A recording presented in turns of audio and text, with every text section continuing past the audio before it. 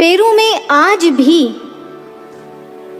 13th century पुरानी एक इंकन civilisation के खंडर मिलते हैं, पाए जाते हैं।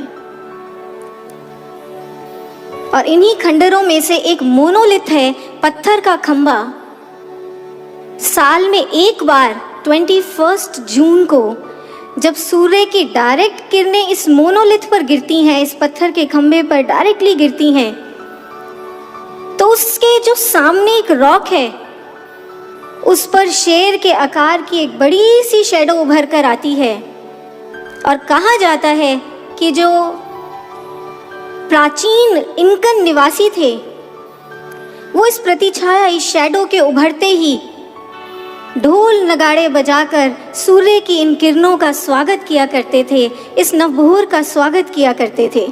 और एक दूसरे से पूछा करते थे, Have you awakened your Puma? Puma means consciousness. Have you awakened your consciousness? क्या आपने अपनी चेतना को जागृत कर लिया है? भाइयों और बहनों, ये एक छोटी सी प्राचीन प्रथा है, लेकिन हम सबको नवभोर का एक फंडामेंटल फॉर्मूला देती है।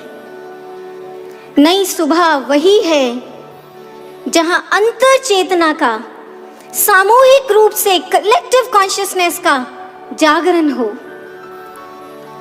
और इसी नवभोर, इसी नई सुबह का, इसी नवयुग का दिव्य विजन जिस महायोगी ने, युग पुरुष ने हमारे इस वर्तमान युग के लिए देखा, वो है हम सबके हृदयों के स्वामी, हमारे दिव्य गुरुदेव हिज होलीनेस श्री आशुतोष महाराज जी।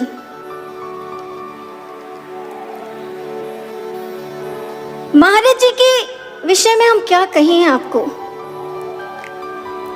आज जिस नवभोर की फिलॉसफी को हम और आप इस सभा में बैठकर डिस्कस करने जा रहे हैं, श्री महाराज जी ने आज से कई सालों पहले प्रैक्टिकल एप्लीकेशन के साथ और पूरा का पूरा एक साकार मॉडल के रूप में इस फिलॉसफी को महाराज जी ने इम्प्लीमेंट तभी कर दिया था जब इस संस्थान की रचना की थी, दिव्य ज्योति जागृति संस्थान की संस्थापना की थी। और इसका प्रमाण है, आप देखिए संस्थान का लोगो, ध्यान से देखिए लोगो संस्थान का। दो आंखों के बीच में एक प्रखर ज्योत है जो पूर्ण रूप से जाज्वल्यमान है। ये ज्योत सिंबॉलिक है। ये सिंबॉलिज्म है, ये बताती है कि इस पूरे विश्व में दिव्य ज्योति जागृति संस्थान ही एकमात्र संस्था है जहां इस दिव्य दृष्टि का, जहां इस थर्ड आई को एक्टिवेट करके आत्म ज्योति को प्रज्वलित किया जाता है, आत्म ज्योति को प्रकट करके दिखाया जाता है, प्रत्यक्ष साक्षात्कार कराया जाता है, direct perception and full awakening of consciousness. और इस प्रखर ज्योति के पीछे आप देखिए क्या है, एक शंख है। शंख प्रतीक है कॉस्मिक ब्रह्मनाद का। जिस समय सृष्टि जो है आदि काल में एक बिंदु में, एक सिंगुलैरिटी में समाई हुई थी, तो वेद कहते हैं वाग वै विश्व कर्म ऋषि ही, कि वाग ने मीन्स ब्रह्मनाद, कॉस्मिक नाद ने ही विश्वकर्मा बनकर इस सृष्टि को विस्तार दिया था। इसलिए डीजेजेस के लोगों में आप जो ये शंख, ये ब्रह्मनाद देख रहे हैं, ये संदेश दे रहा है विस्तार का, विस्तार का। और इसीलिए आप देखिए शंख के पीछे क्या है, ग्लोब, पूरे विश्व का नक्शा है। पूरे विश्व का नक्शा आप देख सकते हैं।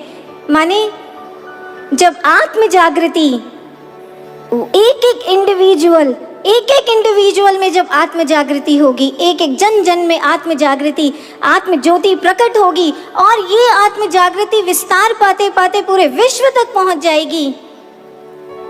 वो क्षण होंगे, वो पल होंगे नवभोर के, स्वर्णिम नवभोर के। और इसीलिए आप संस्थान के फाइनली जो लोगों की पेरिफेरी है, उस पे आप इसी नवभोर की सुनहरी किरणों को दीप्तिमान देख सकते हैं। भाइयों बहनों, इतना larger than life Divya vision Guru Maharaj जी का है। और यही आज हमारे दिव्य ज्योति जागृति संस्थान की विजन स्टेटमेंट भी है, from self awakening to global peace, आत्म जागृति से विश्व शांति तक। आज बहुत से एनालिटिकल माइंडसेट्स इस बात को सुनकर कह सकते हैं कि हाइपोथेटिकल सिचुएशन है, एक यूटोपिया है विश्व शांति। लेकिन हमारे दिव्य गुरुदेव आशुतोष महाराज जी ने अपने इस दिव्य विजन को टैंजिबल मिशन बनाकर दिखाया, और इसके लिए श्री महाराज जी ने उसी इटर्नल रेवोल्यूशन, उसी सनातन क्रांति का आह्वान किया जो हर युग में युगांतरकारी महापुरुषों ने छेड़ी है। महर्षि अरबिंदो, जिनका पूरा का पूरा जीवन यही शंखनाद करता रहा that India is destined to be a superpower and will establish a new world order, कि भारत के गर्भ से एक दिन नवक्रांति उठेगी और एक विश्वव्यापी व्यवस्था कायम करके दिखाएगी। वही महर्षि अरबिंदो लिखते हैं कि ये जो नवक्रांति है ये 2 चरणों में, 2 फेजेस में घटेगी, जिसे वो एक स्टार से डिपिक्ट करते हैं। स्टार, सितारा। आप श्री अरबिंदो के लिटरेचर में, बुक्स में, हर जगह आप देख सकते हैं एक अपवर्ड ट्रायंगल और एक डाउनवर्ड ट्रायंगल, इनके कॉम्बिनेशन से एक स्टार छपा दिखाई देता है। इसमें जो अपवर्ड ट्रायंगल है ये नव क्रांति का पहला फेज है, एवोल्यूशन, आरोहण। जब समाज में जागृत साधकों का एक ऐसा वर्ग खड़ा होगा, अरबिंदो लिखते हैं, जब समाज में जागृत साधकों का ऐसा वर्ग खड़ा होगा जो आत्म उत्थान, परम चेतना की ऊपर उठने की और ऊपर उठने की विकास यात्रा करेगा, तब नव क्रांति आएगी। और यही बात वो अपनी एक पोएम में भी लिखते हैं श्री अरबिंदो। वो कहते हैं, A few shall see what none yet understands. God shall grow when wise men talk in sleep. जब दुनिया के बुद्धिजीवी लोग खाने में, पीने में, सोने में, बतियाने में मस्त होंगे, उस समय एक ऐसा जागृत साधकों का वर्ग होगा जो अपने अंदर दिव्यता को, ईश्वरीयता को बढ़ता हुआ, ग्रो करता हुआ, विकसित होता देखेगा, पनपता हुआ देखेगा। और वो नव क्रांति का पहला चरण होगा। और दूसरा चरण डाउनवर्ड ट्रायंगल, ये दूसरा फेज है इन्वोल्यूशन का, when supramental consciousness will descend down on earth. जब वो परम चेतना, अवतारी चेतना इस धरा पर नीचे उतरेगी और अपने योग ऐश्वर्य का विस्तार करेगी, ये दूसरा चरण होगा।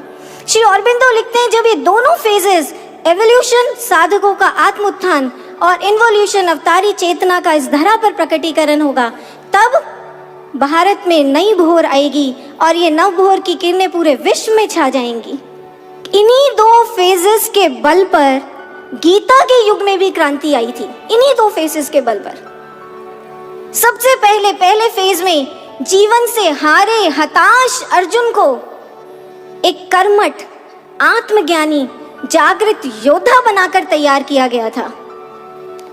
और दूसरे फेज में पश्चिमे योगमेश्वरम, श्री कृष्ण, युग पुरुष श्री कृष्ण को अपने विराट योग ऐश्वर्य का विस्तार करके दिखाना पड़ा था।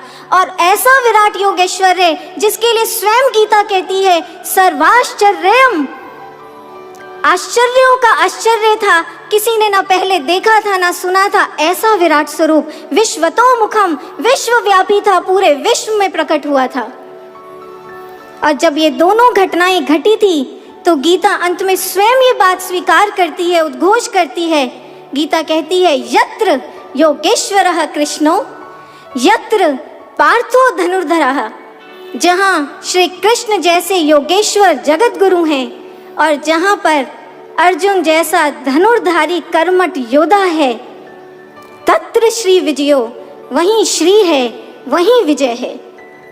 गुरु भाइयों और बहनों, आज यही विजय नाद दिव्य ज्योति जागृति संस्थान की भी नियति है। क्यों? क्योंकि दिव्य ज्योति जागृति संस्थान की विकास यात्रा में भी हम अपनी आंखों के सामने इन्हीं दो चरणों को मूर्तिमान होता देख रहे हैं, घटता देख रहे हैं। श्री महाराज जी का भी दिव्य वचन है, निश्चय ही तुम सबका पुत्रत्व प्रमाणित होगा और गुरुवर की प्रखर चेतना से नवयुग अनुप्राणित होगा। दोनों फेजेस हैं। पहले फेज में क्या है, महाराज जी ने साधकों का, इस संस्थान में साधकों का ऐसा विशाल संगठित समूह खड़ा किया है जिनके जीवन का एकमात्र ध्येय है, एकमात्र ध्येय अपने पुत्रत्व को प्रमाणित करना, अपने पुत्रत्व को प्रमाणित करके दिखाना, एकमात्र ध्येय। ऋग्वेद के ऋषि बताते हैं कि जो युग पिता है उसके पुत्र पुत्रियां, उसके बेटे बेटियां होते कैसे हैं। ऋग्वेद के ऋषि कहते हैं अंगिरसः पुत्रासः, युग पुरुष के बेटे बेटियां अंगिरस के समान होते हैं। अंगिरस माने अंगारों के समान तेजस्वी, प्रखर, कर्मठ सेनानी, और रस के समान सरस सरल साधक। और ये उपकार है गुरु महाराज जी का, श्री आशुतोष महाराज जी का इस समाज पर, कि उन्होंने ऐसे ही कर्मठ और ऐसे ही अंगिरस साधक सेनानी, आत्म जागृत सन्यासी और वॉलंटियर्स इस समाज को दिए हैं। ये उपकार है हमारे गुरुदेव का इस समाज पर, और इसका प्रमाण है हमारे, आप देखिए, social projects, powerful social projects. मैं आज सिर्फ दो के बारे में प्रिसाइजली कहना चाहूंगी। एक है संरक्षण, नेचर कंजर्वेशन प्रोग्राम। आज जहां एयर क्वालिटी इंडेक्स को लेकर, पोल्यूशन ग्राफ को लेकर समाज हैरान परेशान है, वहां दिव्य ज्योति जागृति संस्थान के साधक सेनानियों ने इकट्ठे होकर इस बार ऐसी विलक्षण दिवाली मनाई। 80,000 मिट्टी के दिए जलाकर, 80,000 earthen pots, can you imagine, 80,000 earthen pots, Diwali ऐसी मनाई। ऐसा pollution free, eco friendly model इस समाज को दिया है जो पूरे विश्व के लिए दर्शनीय है। संस्थान के किसी खेत में, इनफैक्ट संस्थान से जुड़े जो हजारों किसान हैं, उनमें से किसी के खेत में कभी पराली नहीं जलाई जाती है। और हम तो आसपास के जितने रीजन है, ये पूरा, इसमें जितने किसान हैं उनको भी समझाते हैं कि कैसे वो पराली को एक इफेक्टिव माइक्रो न्यूट्रिएंट, एक वाटर कंजर्वेशन टूल की तरह रिसोर्सफुली यूज कर सकते हैं। एक दूसरा प्रोग्राम है Kamdhenu. Kamdhenu is Indian cow breed improvement and conservation programme. एक तरह से रिसर्च एंड डेवलपमेंट सेंटर्स है हमारी कामधेनु गौशालाएं। इन कामधेनु गौशालाओं में जो गाय हैं, उनकी जो इंडिजिनियस ब्रीड्स हैं, देसी नस्लें हैं, उनको इतने सांस्कृतिक और इतने साइंटिफिक ढंग से एक संरक्षित और संवर्धित किया जा रहा है भाइयों बहनों। ETT टेक्नोलॉजी, एडवांस टेक्नोलॉजी है, embryonic transplantation technology, advance semen station स्थापित करके पेडिग्री रिकॉर्ड्स बनाए जा रहे हैं कंप्यूटराइज्ड। इन सब के द्वारा इतना प्रभावशाली ढंग से संरक्षण और संवर्धन हो रहा है कि सेंट्रल गवर्नमेंट ने हमारी कामधेनु गौशाला को पूरे नॉर्दर्न रीजन में बेस्ट गौशाला का अवार्ड दिया। और ऐसे एक दो प्रोजेक्ट्स नहीं है भाइयों बहनों, 9 सोशल प्रोजेक्ट्स, और हर प्रोजेक्ट में भव्य कीर्तिमान स्थापित किए जा रहे हैं, भव्य कीर्तिमान। आज हम जब किसी कॉन्फ्रेंस या सेमिनार में जाते हैं तो जो बाकी डेलीगेट्स हैं, जो और ऑर्गेनाइजेशंस के आते हैं, वो थियोरेटिकल डिबेट्स करते हैं। बहुतों के लिए समाज सेवा एक फोटो अपॉर्चुनिटी है, लेकिन वहीं जब संस्थान के रिप्रेजेंटेटिव्स हैं, वो ग्रास रूट लेवल पर यहाँ जो काम हो रहा है संस्थान में, जो एक्टिविटीज हो रही है संस्थान में, उनकी स्टैटिस्टिक्स, उनके स्टैगरिंग स्टैटिस्टिक्स की भाषा बोलते हैं। ये सब क्या है? कर्मठता, कर्मठता, धनुर्धारी, कर्तव्यधारी सृजन सेनानी महाराज जी ने हर फ्रंट पर खड़े किए हैं। ये उपकार है श्री महाराज जी का। और गुरु भाई और बहनों, सिर्फ और सिर्फ ऐसा नहीं है कि सिर्फ कर्मठता का धनुष थमाया महाराज जी ने हमारे हाथों में, ब्रह्म ज्ञान का दिव्यास्त्र भी हमें दिया है हमारे दिव्य गुरुदेव ने। ब्रह्म ज्ञान का दिव्यास्त्र, आप जानते हैं जब जब भी युग पलटे हैं, जब भी युगों में करवट आई है, नई भोर खिली है, नवयुग का शंखनाद हुआ है, तो उससे पहले जो संधि काल हुआ उसमें हमेशा से जो ब्रह्मज्ञानी साधक हुए हैं उन्होंने एक बहुत ही विशेष और बहुत ही अनूठी भूमिका निभाई है। त्रेता काल की बात है और ये बात आपको बता दें, स्वयं गुरुदेव श्री आशुतोष महाराज जी ने हमें बताई थी। महाराज जी राम राज्य पर लेख लिखवा रहे थे और महाराज जी ने बताया कि त्रेता काल की बात है, उस समय रावण युग को समाप्त करके पूरे आर्यव्रत भारत में राम राज्य की स्थापना करनी थी। तो उस समय के जो वैज्ञानिक ऋषि थे, ऋषि विश्वामित्र, ऋषि वशिष्ठ, इन सब ने अपने ब्रह्मज्ञानी साधकों के साथ मिलकर एक पावरफुल स्पिरिचुअल एक्सपेरिमेंट किया था।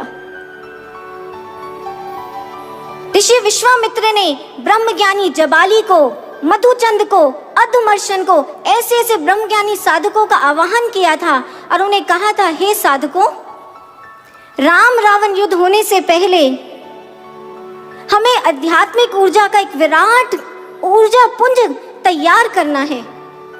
और इसलिए ध्यान से सुनो, ये जो पृथ्वी है इसके दो ध्रुव हैं, उत्तर ध्रुव और दक्षिण ध्रुव, north pole and south pole. और इन दो पोल्स के, इन दो ध्रुवों के बीच में एक प्रबल चुंबकीय ऊर्जा प्रवाहित हो रही है, जिसे आज हम साइंटिफिकली कहते हैं जियो मैग्नेटिक एनर्जी फ्लो। ऋषि विश्वामित्र ने कहा कि अगर हम इस ऊर्जा को जागृत कर लें और एकत्र कर लें तो इससे श्री राम के लिए बहुत ही अमोघ दिव्यास्त्रों का निर्माण किया जा सकता है। तो उस समय के ब्रह्मज्ञानी साधकों ने पूछा था, हे ऋषिवर, आप हमें बताएं कि हम पृथ्वी की इस ऊर्जा को कैसे जागृत कर सकते हैं। तो ऋषि विश्वामित्र ने जो उनको रहस्य बताया, जिस रहस्य का उद्घाटन किया, वो गुरुदेव श्री आशुतोष महाराज जी ने हमें अपनी शैली में समझाया कि ये जो बाहरी जगत है और ये जो अंतर का जगत है, ये एक दूसरे से जुड़े हुए हैं, तारतम्य हैं। Outer world and inner world have one two one mapping with each other. और इसीलिए जैसे बाहर की जो पृथ्वी है उसमें दो पोल्स हैं, नॉर्थ एंड साउथ पोल, ऐसी तुम्हारी जो देह है, ह्यूमन बॉडी, ये भी द्विध्रुवीय है, डाइपोलर है। इसमें जो सबसे लोएस्ट चक्र है, मूलाधार, ये साउथ पोल है। और जब ब्रह्म ज्ञान की दीक्षा मिलती है और ये आज्ञा चक्र जागृत हो जाता है, ये जागृत आज्ञा चक्र पावरफुल नॉर्थ पोल की तरह एक्ट करता है। और इस नॉर्थ पोल और साउथ पोल के बीच में सुषुम्ना पथ है और इस सुषुम्ना पथ पर एक प्रबल ऊर्जा प्रवाह, चुंबकीय प्रवाह आदि नाम का प्रवाहित होता रहता है। ऋषि विश्वामित्र ने अपने शिष्यों, अपने साधकों को कहा था, हे साधकों, तुम इस आंतरिक ऊर्जा का संधान करो, तब देखना बाहर की पृथ्वी की जो चुंबकीय ऊर्जा है वो अपने आप संचालित होने लगेगी। महाराज जी बताते हैं कि ये एक डीप मेटाफिजिकल साइंस है गुरु भाइयों और बहनों, ब्रह्म ज्ञान की। और इसी साइंस को आधार बनाकर त्रेता युग के ब्रह्म ज्ञानी साधकों और ऋषियों ने सामूहिक साधना शुरू की थी। ऋषि वशिष्ठ ने अपने सैकड़ों शिष्यों के साथ अयोध्या में तप किया था। ऋषि अत्रि ने चित्रकूट के पर्वत पर अपने साधकों के साथ साधना की थी।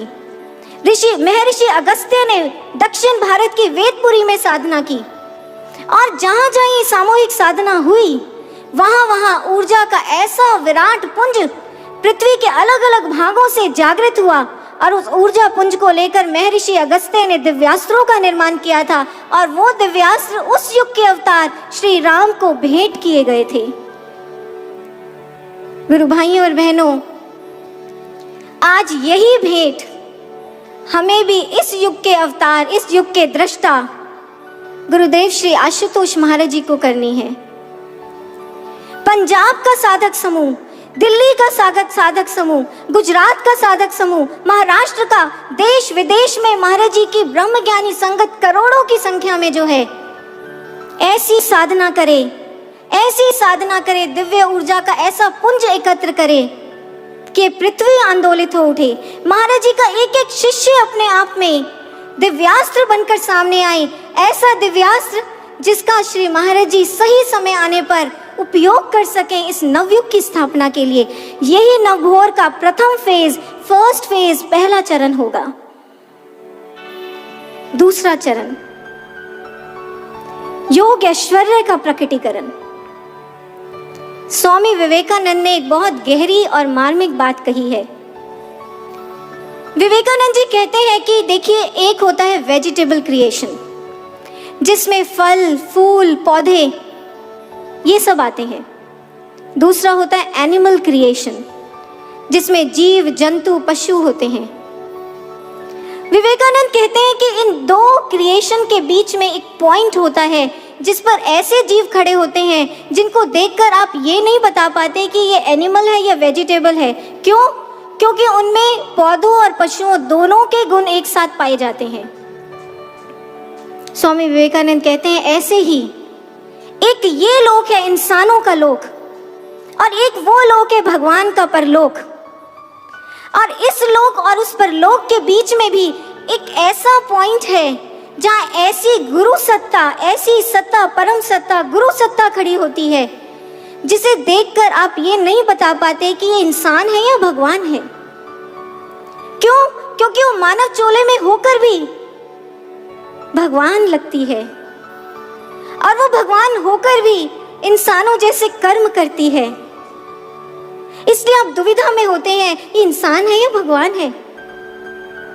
लेकिन गुरु भाइयों और बहनों, ध्यान दें, जब जब भी नवयुग का शंखनाद हुआ है, उससे पहले ये दुविधा नहीं रहती कि ये इंसान है या भगवान है। क्यों? क्योंकि तब ये गुरु सत्ता, ये युग पुरुष अपने संपूर्ण वैभव, अपने संपूर्ण विराट योगेश्वर्य को इस समाज के सामने प्रकट करता है। अपनी प्रभुता का, अपनी ईश्वरीयता का, भगवतता का, अपनी चरम दिव्यता का प्रदर्शन नहीं, प्रकटीकरण करता है। ये एक इंडिस्पेंसेबल लॉ है, एक अवश्यंभावी घटना है जो हर बार युग परिवर्तन से पहले, युगांतरकारी परिवर्तनों से पहले घटी है। योग ऐश्वर्य का प्रकटीकरण। एस्ट्रोलॉजी, ज्योतिष विज्ञान के जो तत्वज्ञानी आचार्य हुए हैं, हम हर किसी ज्योतिषी की बात नहीं करते, जो ज्योतिष विज्ञान के तत्वज्ञानी आचार्य हुए हैं, उन्होंने भी यही गूढ़ सूत्र उन्होंने बताया है कि नवयुग के एस्ट्रोलॉजिकल साइंस क्या होंगे, ज्योतिषीय लक्षण क्या होंगे। वो कहते हैं यदा चंद्रश्च सूर्यश्च तथा तिष्य बृहस्पति, जब चंद्र, सूर्य और बृहस्पति एक राशौ समिष्यन्ति, एक राशि में समान अंशों में प्रकट होंगे, तब क्या होगा? प्रपस्याति तत्र तदा कृतम, तब कृतयुग, पृथ्वी पर नवयुग आएगा। क्या अर्थ है इसका?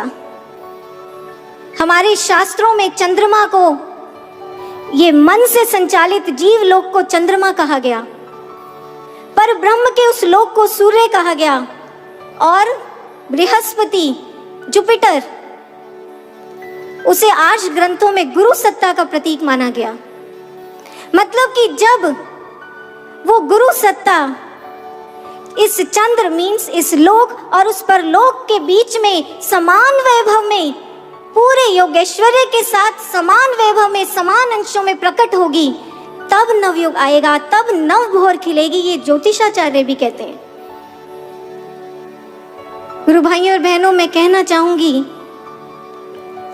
हमारे दिव्य गुरुदेव, दिव्य ज्योति जागृति संस्थान के संस्थापक एवं संचालक दिव्य गुरुदेव श्री आशुतोष महाराज जी की दिव्य समाधि भी इसी वैभवशाली प्रकटीकरण की आहट है। आज समाज हमसे पूछता है कि आपके गुरु महाराज जी समाधि में क्यों चले गए। हम उनसे कहना चाहते हैं कि आप लोगों को समझाने के लिए हमारे महाराज जी ने ऐसी अनूठी और दिव्य समाधि धारण की, ताकि आप लोग समझ पाएं, जब महाराज जी दिव्य समाधि से उठें, जब महाराज जी प्रकट हो समाधि से, तब आप लोग प्रत्यक्ष साक्षी बन पाए, डायरेक्ट विटनेस बन पाए उनके प्रकट, उनके विराट योग ऐश्वर्य के। इसलिए हमारे महाराज जी ने समाधि ली है। बौद्ध इतिहास कहता है, बताता है कि जिस समय महाबुद्ध बोधि वृक्ष के नीचे बैठे थे और बुद्ध का बुद्धत्व प्रकट होने वाला था, वो एनलाइटनमेंट की कगार पर थे, उस समय मरा नाम के शैतान ने उनको चैलेंज किया था। मरा ने कहा था, सिद्धार्थ, अगर आज तुम मुझसे जीत भी गए और तुम्हारा बुद्धत्व प्रकट हो भी गया आज, तो भला इस सुनसान भीड़ जंगल में कौन देखेगा तुम्हारा प्रकट योग ऐश्वर्य। तो इतिहास बताता है कि उस समय महाबुद्ध ने धीरे से अपने दाहिने हाथ से भूमि का स्पर्श किया था। और आज आप बुद्ध की अनेक अनेक मूर्तियों में यही भूमि स्पर्श मुद्रा देख सकते हैं। बाएं हाथ ध्यान मुद्रा में है और दाहिने हाथ से भूमि का स्पर्श कर रहे हैं बुद्ध। महाबुद्ध की ये जो भूमि स्पर्श मुद्रा है, ये अपने आप में शंखनाद थी बुद्ध युग की। उसी के बाद बुद्ध के युग का आरंभ हुआ। और ऐसा क्यों हुआ? क्योंकि इतिहास बताता है जिस समय महाबुद्ध ने भूमि का स्पर्श किया तो तभी सारी भूमि, संपूर्ण धरा गरज उठी थी और उसने कहा था, मैं बनूंगी बुद्ध के बुद्धत्व की साक्षी, मैं दूंगी गवाही संसार को बुद्ध के विराट योग ऐश्वर्य की। गुरु भाइयों और बहनों, हर बार यही होता आया है और इस बार भी यही होगा। जब हमारे दिव्य गुरुदेव, इस युग के दृष्टा महायोगी अपनी समाधि से उठेंगे तो ये संपूर्ण पृथ्वी साक्षी बनेगी उनकी परम दिव्यता की। इस ब्रह्मांड में मैं कहना चाहूंगी, इस विश्व के अंतिम कगार तक जो मानव समाज है वो गवाही देगा श्री महाराज जी के प्रकट योग ऐश्वर्य की। और तब नवभोर आएगा। श्री महाराज जी की सत्ता को और महाराज जी के सुप्रीम सॉवरेन ब्रह्म ज्ञान की साइंस को ये समाज शत शत नमन करके स्वीकार करेगा। वही होगी नवभोर। तभी बदलेगा युग और एक नई सुबह में प्रवेश करेगा। अंत में यही कहना चाहूंगी कि जहां श्री आशुतोष महाराज जी के कर्मठ ब्रह्म ज्ञानी जागृत शिष्य हैं, विराट संगठित समूह है शिष्यों का, और जहां योगेश्वरी के साक्षात स्वामी श्री आशुतोष हैं, तत्र श्री विजयो, उसी दिव्य ज्योति जागृति संस्थान में श्री है, वही विजय है और उसी संस्थान के गर्भ में नवयुग का सूरज है। बोलिए श्री सद्गुरुदेव भगवान की जय, सच्चे दरबार की जय।